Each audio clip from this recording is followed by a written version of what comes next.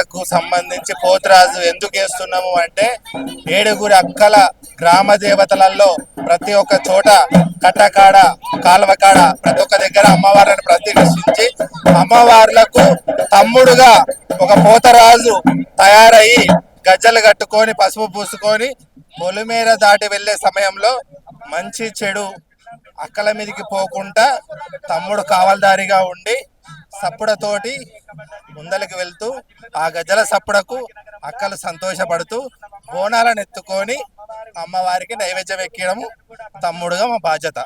ఈ బోనాలు వేషధారణ అనేది ఏ వయసు నుంచి చేస్తున్నారు మీరు? నేను గత 22వ సంవత్సరం ఇది నుంచి చేయబట్టి 22 సంవత్సరాలుగా ఈ యొక్క పోతురా చేయడం జరుగుతుంది. నా గురువు కుమారస్వామి, అలాగే మన తెలంగాణలో బంగారు బోనం నిశాక్రాంతి గురువు గారైన కుమారస్వామి, మేమైనా వాళ్ళకు శిష్యులమే. మేము ఈ యొక్క 28 సంవత్సరాల నుంచి ఇక్కడ పోతురా చేయడం జరుగుతుంది. మీకు ఎలా అనిపిస్తుంది? మాకు ప్రతి సంవత్సరము కొత్తగానే ఉంటుంది. ప్రతి ఇయర్ ఒక్కొక్క బోనం పెరుగుతూ వస్తుంది. అలా ప్రతిసారి కొత్తగానే కనపడుతుంది మాకు. అలా మాకు చాలా సంతోషంగా ఉంది.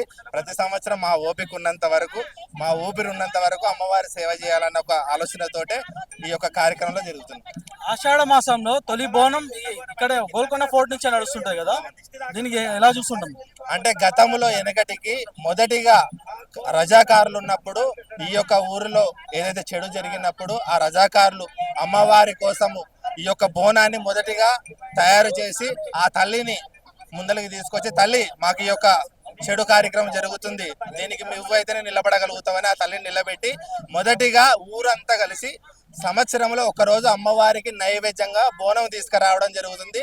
ఆ బోనం తీసుకొచ్చే సమయంలో చెడు గాలి అనేది ఏదైతే ఉంటుందో అది రాకుండా తన తమ్ముడైన పోతురాజు అమ్మవారి నైవేద్యాన్ని అమ్మవారిని సంతోషంగా మళ్ళా ఆమె గర్భగుడి వరకు తీసుకెళ్లే బాధ్యతగా మా భుజాల మీద వేసుకొని మోయడం జరుగుతుంది. సో చూస్తున్నారు కదా, ఇది పోతరాజు వేషం వెనుక ఉన్నటువంటి రహస్యం. సో ఇది మీతో ఏం జరుగుతున్నాయి అనేది ఇక్కడ తెలుసుకునే ప్రయత్నం చేద్దాం.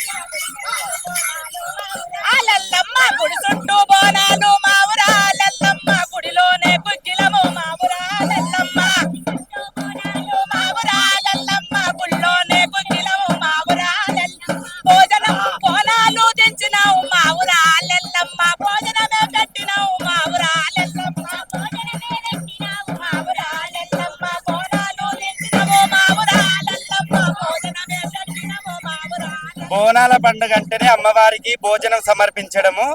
ఇప్పుడు ఉన్న జనరేషన్ లా రాగి బిందెలల్లా, ఇత్తడి బిందెలల్లా, వెండి బిందెలల్లా, బంగారు బిందెలల్లా బోనాలు తెస్తారు. గతం నుంచి మన పెద్దలు చేసిన సాంప్రదాయం ప్రకారము అమ్మవారికి మట్టి కుండల బోనం సమర్పిస్తేనే అమ్మవారికి చెందుతుంది. కాబట్టి ఎంకటి నుంచి వచ్చింది మట్టి కుండ ఆచారం, కాబట్టి ఎంకటి ఆచారం కొత్తగా తీసుకొని వచ్చిన మళ్ళా